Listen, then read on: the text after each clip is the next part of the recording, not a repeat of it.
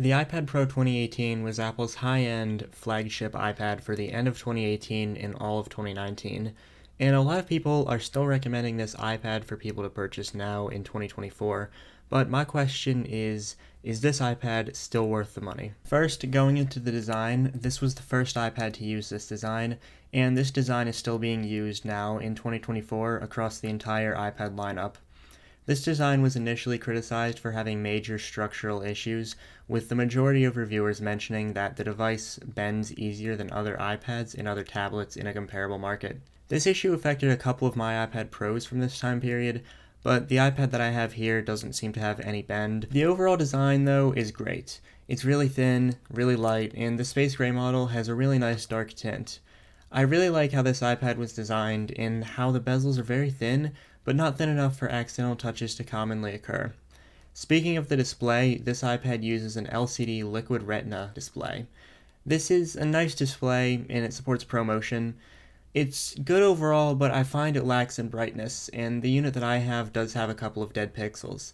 I'd say the display is pretty decent though, although the new mini LED panels are really nice on the new 12.9-inch iPad Pros, minus the blooming effect. This iPad also has Face ID technology, which is one thing that the new iPad 10 and iPad Air lack. The processing power on this iPad is showing its age in some ways, but it's still not awful. The A12X processor is a lot faster than Apple's A12 chip found in the iPhone XR, but it still does take a little bit longer to open apps and do some basic things. This iPad doesn't lack in power, I'd say, but it is somewhat a concern in the future for long-term performance. The battery life on my unit is extremely lacking, although the battery health reports around 95%.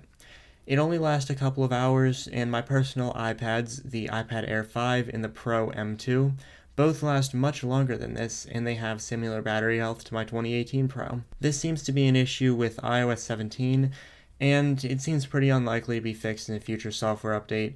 Charging speed is about normal though, with support for USB-C fast charging. I'd say that this iPad has a pretty decent chance at being good in early 2020 for most users, but I'm not sure how well it will hold up in the future. For basic uses like web browsing, light gaming, and video streaming, this device works fine at the moment, and it should work fine for this stuff for the foreseeable future. For anyone who wants to keep a device longer than a year or two, I'd recommend against this iPad, as the future seems a bit rocky for it due to its age.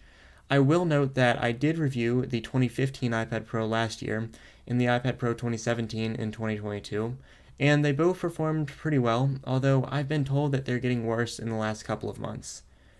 This iPad Pro was also the first iPad to have no home button, USB-C, and the new pins on the back to use the new keyboard cases. Now for pricing, I bought this iPad Pro for less than $100, and I resold it for over $200. And I think that for what it is, $200, $250 for this iPad is not terrible.